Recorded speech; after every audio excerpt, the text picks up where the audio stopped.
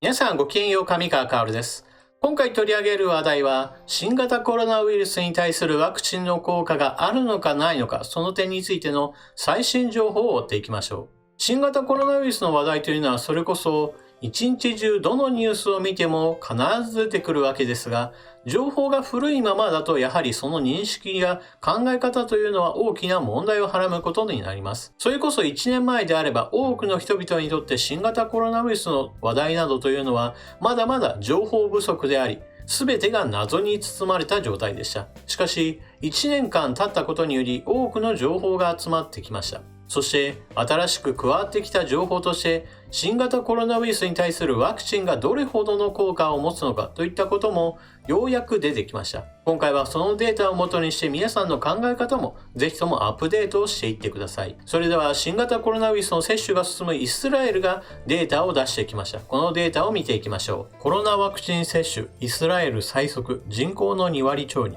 新型コロナウイルスのワクチン接種が世界的に本格化する中、国・地域ごとの対応の差が浮き彫りになってきた。最速ペースで進めるイスラエルでは、開始から約3週間で人口の2割超が接種したが、アメリカは接種計画の大幅な遅れに直面している。イギリス・オックスフォード大の研究者らが運営するアワーワールドインデータの13日時点の集計によると、人口100人あたりの接種件数はイスラエルが23件と群を抜く首位だ。4位のイギリスや5位のアメリカを引き離す。国民皆保険とデジタル医療を背景に個人情報を活用した接種の呼びかけが走行している。2位はアラブ首長国連邦 UAE で14件。3位はバーレーン6件で共に中東の産油国だ。労働力の大半を出稼ぎ外国人に頼っており、経済社会の維持へワクチンの承認、確保を急いだとみられる。UAE は世界で初めて中国製ワクチンを承認した。イスラエルは2020年12月19日に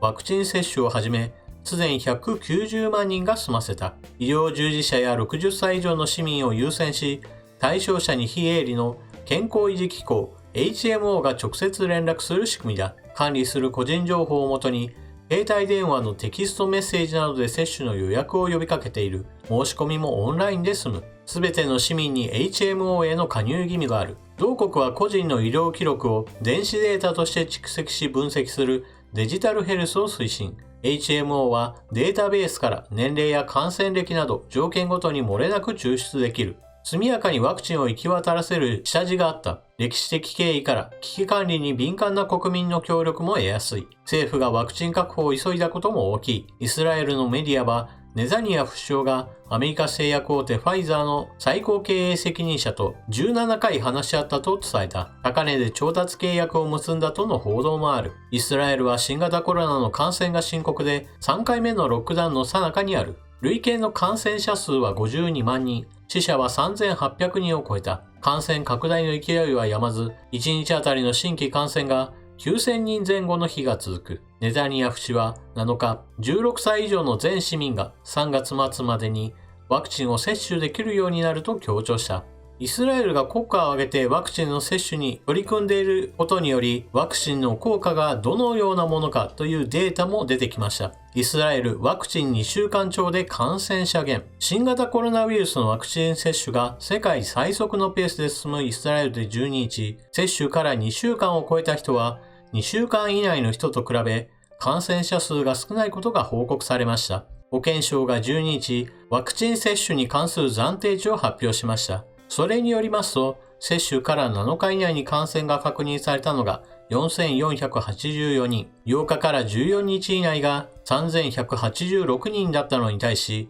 15日から22日経過した人では、感染者は353人だったということです。また、ワクチン接種後に入院した人は375人でしたが、そのうち接種から2週間を超えている人は7人だったとしています。イスラエルは中東の小国です。国土面積にしてもまた人口にしても日本よりは小さい国です。人口は約900万人ですが、現在このイスラエルにおいて新型コロナウイルスは非常に猛威を振るっています。しかし、それだけに政府は急いでワクチンの接種を進めており、これによって日本は非常に貴重なデータを得ることができます。イスラエル政府の目指しているのは1日15万人の接種。そして現実においても約10万人程度は受けることができている状態ですから、大体政府の目論見通り2月3月と時間が進んでいけば、おそらく春までには人工的な集団免疫を獲得することがほぼ確定しています。ある程度の人数がいる国において、こうした集団免疫を獲得する国が出てくるというのは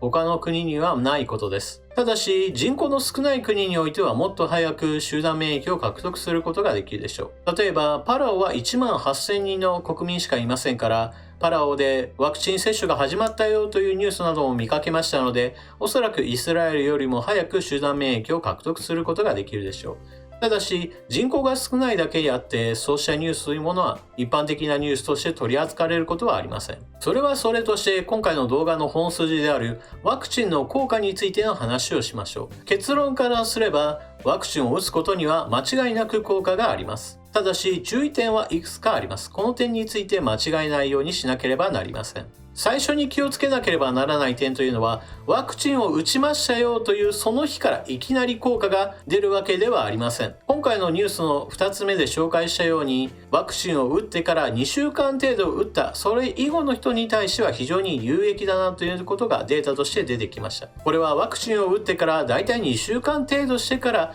十分な免疫を獲得することができると考えられます。ですから、ワクチンを打ったその当日に、もう私はワクチンを打ったんだからもうかからないといったようなことを言って、友達とカラオケボックスに行って、マスクなどもしないで飲食をしながら大声で歌って盛り上がるといった行為をするのは、それこそリスクの塊でしかありません。あくまでもワクチンを打ってから2週間程度は慎重な行動というものが求められます。また、今回のデータからも明らかなように、ワクチンというものは新型コロナウイルスに誰しも全員がかからないようになるといったものではありません。あくまでも病気にかかる人を減らす効果がありますよ。もしくは重病になる人の数というものが減りますよ。つまり、新型コロナウイルスという災害のその被害を減らす減災という効果があるのであって、新型コロナウイルスをこれで根絶できますよ、ゼロにできますよ、絶滅させることができますよといったような効果は明らかにありません。あくまでも被害を減らすことが大きな目的です。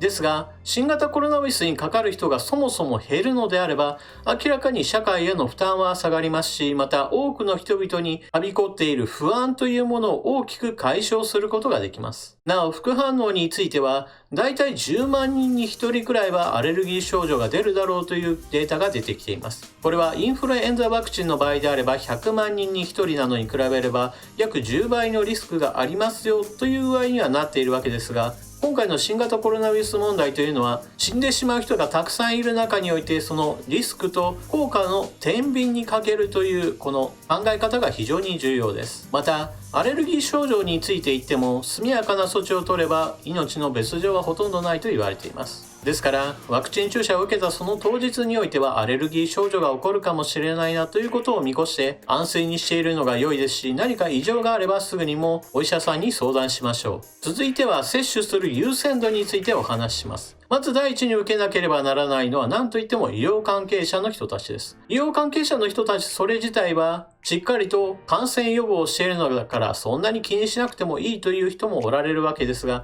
実際には気づかないうちに感染していることがあります。感染した本人が大した症状ではなくても、医療関係者である以上多くの基礎疾患のある入院患者やもしくは来院者患者さんとの接触というものが考えられます。ですから医療関係者の人がかかってしかも無症状で他の人に移してしまえば、それによって多くの人たちの命が奪われる危険性があります。ですから医療関係者の人たちは優先して受ける必要があります。次に優先順位が高いのは高齢者の人たちです。新型コロナウイルスのリスクは一体誰が高いかといえば断然高齢者の人たちです。これは1年間通して出てきたデータとして明らかに高齢者の人たちの命が奪われる確率というのが若い人たちに比べればはるかに高いということはもう明らかだからです。高齢者の人たちへのワクチン接種が進むことによって重症化する人数そのものが大幅に下がれば、同じようにして亡くなる人の数も少なくなるわけですから、日本国内における新型コロナウイルスの恐怖や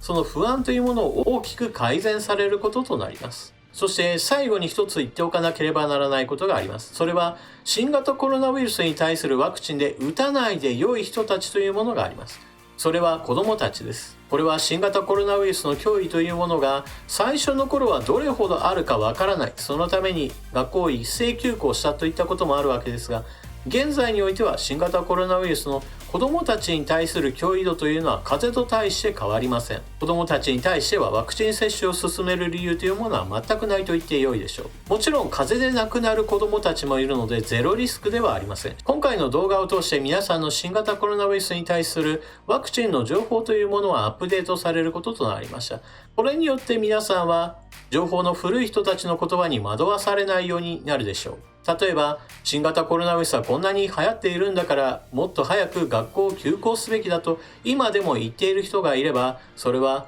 いやいやそれは去年の言葉としてはわかるけどもう今年にはそんなにリスクはないんだよということや、もしくは同じようにして子どもたちに新型コロナウイルスが蔓延したらどうするんだといったような言葉で子どもたちに全員打たせるべきだという人がいれば、それもやはり新型コロナウイルスの脅威というものは子どもたちに対してはそれほど敏感になる必要はないんですよ。一般的な感染症対策としてマスクをしようであったり手洗いをしっかりとしましょうねといったことを守っていくだけでも十分子どもたちのリスクとは減らせるんですよということだけでも十分だと言えます。というわけでワクチン接種の効果があるよといったことが今回のニュースとして分かってきたわけですが、じゃあ日本での接種がどうなるのかといった部分についてのお話を最後にしましょう。日本政府は新型コロナウイルスのこのワクチンを受けるにあたってまず日本でも治験を挟むということを一つの条件としました。これは一体なぜかというと、新型コロナウイルスに対するワクチンが本当に効果があるのか、また治験を通しても出てこなかったような副反応といったものがないかどうか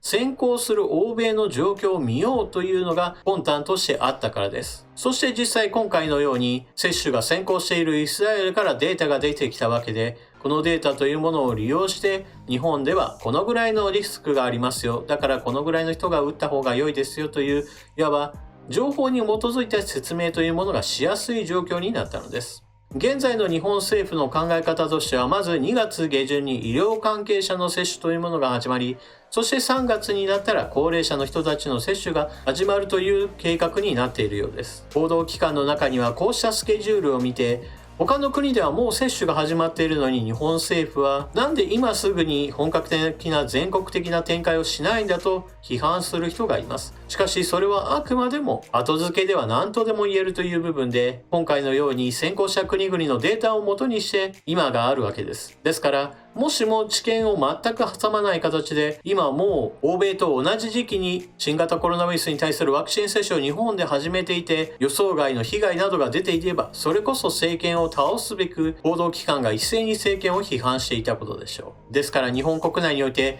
治験をまず行いますよ。そして治験を行っている間も国内の治験の状況とともに海外での何百万という接種例というものを元にしてデータを蓄積していくというこの方針、それ自体は私は間違っていなかったと思います。皆さんは今回の動画を見られてどのような感想を持たれたでしょうか。ぜひともコメントしていってください。それでは動画を最後までご視聴いただきありがとうございました。チャンネル登録していない方はぜひともチャンネル登録を、そして動画を見終わったら評価ボタンのクリックもよろしくお願いします。それでは次の動画でまたお目にかかりましょう。またね。